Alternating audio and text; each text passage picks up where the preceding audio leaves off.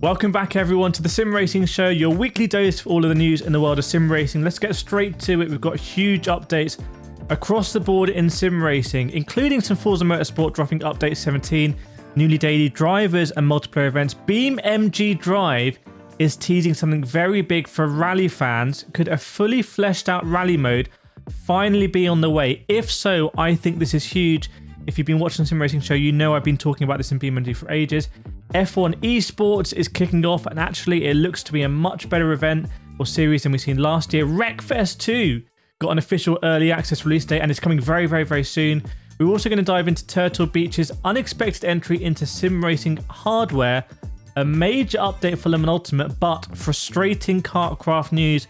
A lot to cover this week, so let's jump straight in. Forza Motorsport Update 17 is here, and it's celebrating daily races. Maybe a bit of a nod there to Gran Turismo's daily races, with a focus on practical, yet they say thrilling performance cars. So they're introducing Hyundai i30N, Hyundai everywhere in sim racing at the moment, Cadillac CT5V, Blackwing, the Mazda MX-5 RF, and again the Hyundai Elantra N Spotlight cars, and the Toyota GR86 and the Hyundai as showroom edition. So Forza just continually adding like new cars. They've done it in Horizon, they're doing it in Motorsport as well. They've got a new tour and open class events as well, allowing players to earn the Toyota GR Yaris and that Hyundai Ioniq 5 N23 as rewards. New fresh single player stuff, new multiplayer objectives, going to be a new round of Lost at McLaren G Challenge as well that I'll be trying to get stuck into. They're also this is what I find really interesting, they're rebalancing the Forza touring car division and they're improving some audio, but the rebalancing is, for me, shows they still have a long-term vision for Forza Motorsport, and there will be a new fan favorite circuit arriving by May as well. It's a very small 2.5 gigabyte update. Next month's update is going to be called Velocity. So if you're a Forza Motorsport fan, and I know there's lots of you that are, I think you are being supported well by Forza Motorsport now, notwithstanding that game launched way too early in my opinion. F1 Esports, so Barry Borman, that's Barry like B-A-R-I, it's not Barry like B-A-R-R-Y, that would be a different guy maybe. Barry Borman doing really well, won at Zandvoort. I actually watched the race. He beat Ismail Fassi, and it was a really fun race, really well commentated. I've slated F1 Esports or F1 Sim Racing now in the past, but it was absolutely fascinating. Lots of strategy, lots of team play. Friend of the channel, Lucas Blakely, doing some really good teamwork, but unfortunately not having a great race after that. Thomas Ronhar getting a podium as well. He was treated absolutely despicably in F1 Esports. I think a real duty of care failure for Thomas Ronhar, the way he was treated about cheating allegations, but good to see him kind of firing, getting a podium. And really interesting actually, F1 Esports, Jarno Wotmir, I was close and around him with in the Netherlands recently, his home country, and watching him on iRacing at Zandvoort was really exciting. So to see him do Zandvoort in F1 Sim Racing was also super exciting as well. He is a top class driver. People like Lucas Blakely, Jarno Wotmir, these are very impressive drivers, and I think F1 Sim Racing, bit of a healthy position right now for F1 Sim Racing, in my opinion. Right, Le Mans Ultimate we're going to get onto, and also the kartcraft news. But before that, big thank you for GT Omega sending me over the rig you see there on the bucket seat, and they've got new bucket seats available. So if you want to pick up a bucket seat for your rig, I like saying the word bucket seat, go to gtomega.com. If you decide to buy anything, use my code Kireth5 at checkout. It will get you an extra 5% off. I personally do really like my bucket seat. I think it's a big upgrade to the rig. Thanks GT Omega. Now, although Motorsport Games has faced several setbacks in recent years, the success of its early access Le Mans Ultimate is cause for celebration. My editor says, not sure I would quite go that far. I think it's mixed. And it was a bug-filled initial release, and it has improved. We've got LMGT3 cars now. Hosted servers have boosted player numbers, but are controversial. The CEO, Stephen Hood, has announced the game has sold over 100,000 copies. Whether that's good or bad, I'll let you decide. The game's been out for almost a year now. Or maybe it's coming up to the annual release, actually.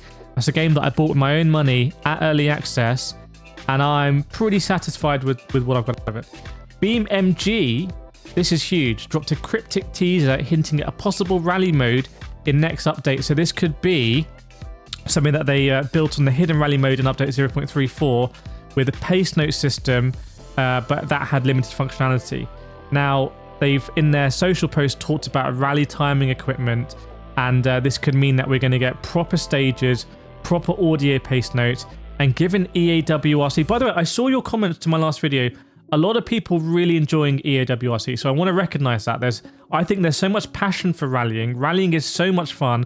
When I speak to real-world motorsport drivers, they all talk about their love of rallying. They also how they want to do rallying. And I feel like we deserve a better rally scene. And given BeamNG's advanced damage model, it's got the terrain, it's got a really strong modding scene and kind of a healthy ecosystem for that, I think it's really well placed to deliver an insane rally experience. I am poised here to do more BeamNG, and it just needs that UI, that extra kind of curation about a game mode that Assetto Corsa Evo also really needs. Now, Turtle Beach have launched the Velocity 1 multi-shift, available to pre-order now in the UK. I don't have an affiliate link, but I'll try and put an Amazon link in the comments below. Compatible with PlayStation and Xbox consoles when paired with a Turtle Beach wheelbase. That's also a bit controversial because it got discounted massively. And also obviously on PC, it's kind of going head-to-head with Thrustmaster. It's £120, which seems a little bit steep, but it is being well reviewed. Are they shield reviews? Are they paid reviews? Are they honest reviews? I don't know. I'm going to try and see if I get my hands on it and give you an honest opinion. Wreckfest 2 for a lot of people is going to be huge in 2025. It's coming very soon. Early access on the 20th of March is basically almost here. It's like a month away. So Wreckfest 2 is going to be a lot of fun. I want to do more Wreckfest on the channel. I want to do Wreckfest on proper sim racing equipment using the Lamborghini wheel or the McLaren wheel or something. It's going to come on PlayStation 5 and Xbox Series S and surely PC as well, although I don't have that in my notes, but it's coming out on console for sure. Talking about Last Garage, we mentioned Marcel Offmans. I was there, looking at Last Garage in the Netherlands, Sim Formula Europe. It's no longer going to be part of the E-Racer Champions. I told you it was. I now need to correct the record because despite it was announced as being included in EROC, Marcel Offmans has said that the organisers have failed to provide capable hardware, with the competition now set to be held on Assetto Corsa instead. Wow, Marcel Offmans and EROC going like this. Now, more motorsport games related news and kind of maybe back on trend. Kartcraft has basically received no attention in the last 2 years, and there was a recent authentication issue which meant the game was unplayable for everyone. Soft spot for me because obviously my background is karting. I love karting. Recently won a karting championship, doing more karting this year, so Kartcraft should be a favourite game for me, but it's not. Stephen Hood, who we mentioned earlier, did go to Reddit and say they would fix it, and they have now fixed it, so good job Stephen Hood there. But that does raise the question that Kartcraft is essentially not being supported or updated, and features that players were hoping for, like online PvP and career modes, probably not going to come. And this is this motorsport games reduction away from rFactor 2, away from Kartcraft, into Le Mans Ultimate. So Le Mans Ultimate is where they're placing all of their chips on the roulette table, and we'll see if it's going to be land on red for Le Mans Ultimate. It feels like red rather than black for that one. We'll see. Let me know what you think. If you enjoyed this video, please subscribe. Please don't forget to subscribe and share it on the forums with your mates, because I really like doing this and keeping you up to date. And I will see you next time.